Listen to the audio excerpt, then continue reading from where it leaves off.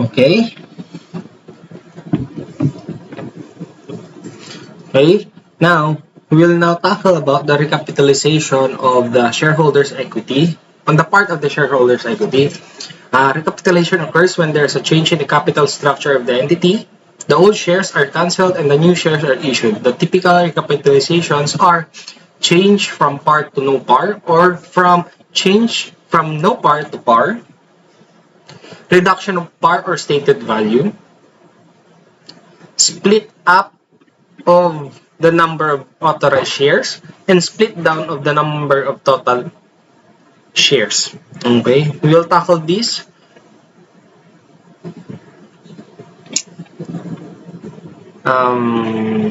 using the Excel for now. Okay, so under here, recapitalization.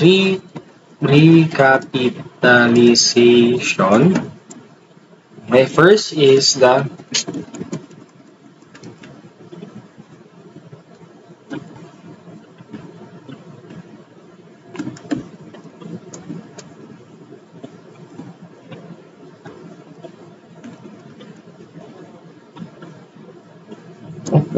wait, recapitalization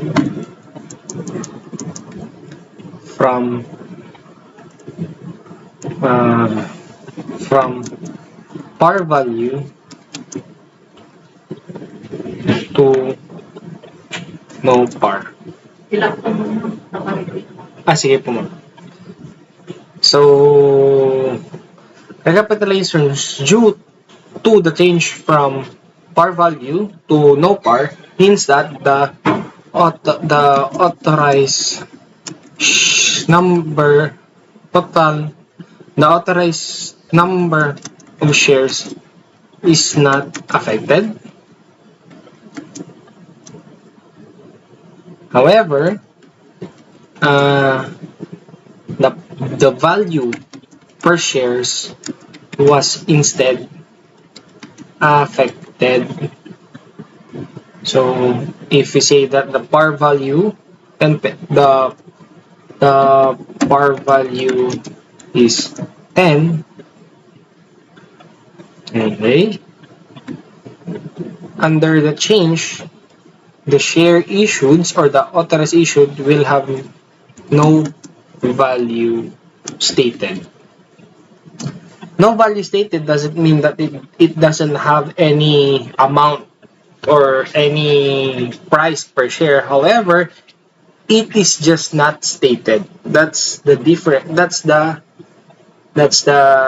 meaning of from no par to no from par value to no par value change in recapitalization. Means that we may not consider or recognize share premium.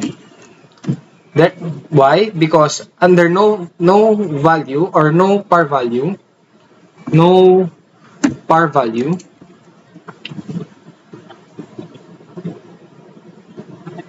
there is no the consideration given will be the total par value or the total share capital of a no par shares will all be allocated to the share capital account, and no amount shall be recognized to the or no amount shall be allocated to the share premium.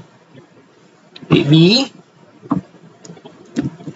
from no par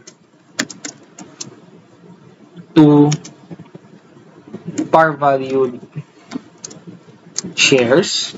Okay, when the change is from no par to a par value, okay, the authorized number of shares still not affected. However, we will now consider share premium. Okay, share premium. We will now consider share premium. Okay, under no par, all amounts received for the issuance, all considerations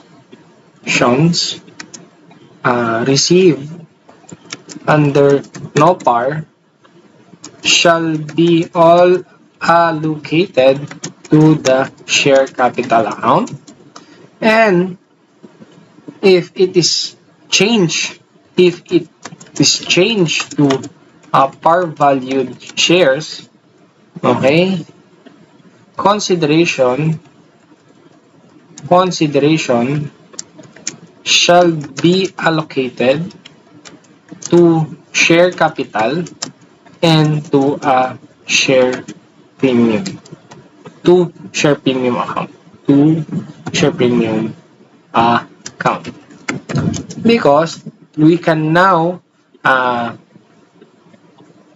estimate or recognize the excess of the consideration received from the uh, value, specific value of the shares to be considered in the share capital account.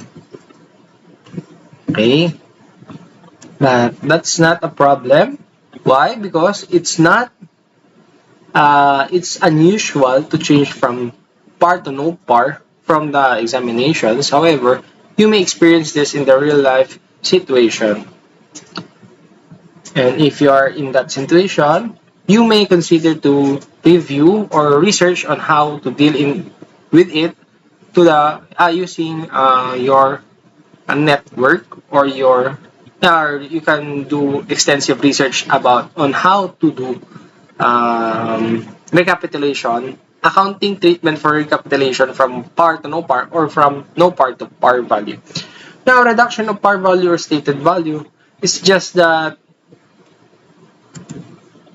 from a par value of 1, you will consider it to be 0.5, okay? So under C, reduction of par valued shares or shares with stated values. Okay. Both A and ABC, both ABC have a similar characteristics that all authorized number of shares is not affected, and the only thing that was affected is its price per share. Okay, under this, okay, if you have a total authorized shares of 1 million shares with par value of 2 peso, it shall be its total capitalization or maximum capitalization shall be 2 million peso. But if we reduce that to 1 peso, so we'll just remove the 1 here, 1 peso, we will consider it 1. Since it's a reduction, so from 2, it should be less than 2. So the total maximum capitalization shall be 1 million. As you can see, the shares was still the same. The only difference was the par value or price per share of the authorized shares. And due to that, the total number or total capitalization, maximum capitalization of those authorized 1 million shares was decreased from 2 million to 1 million due to its reduction of share or its price per share. Okay, now, split up and split down. Okay? Split up. Okay, split up means the shares will split into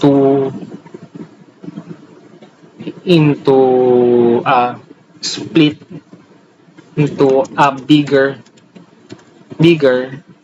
number of shares. Meaning, if the authorized shares was 10 million shares with a par value of 2 peso, total of those will be 20 million peso.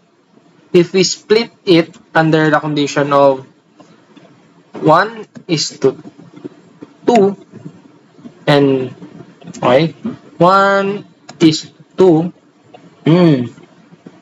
1:2 and 1:3, okay, we will see that the total amount, capitalization, will not change despite the total shares and par value being changed.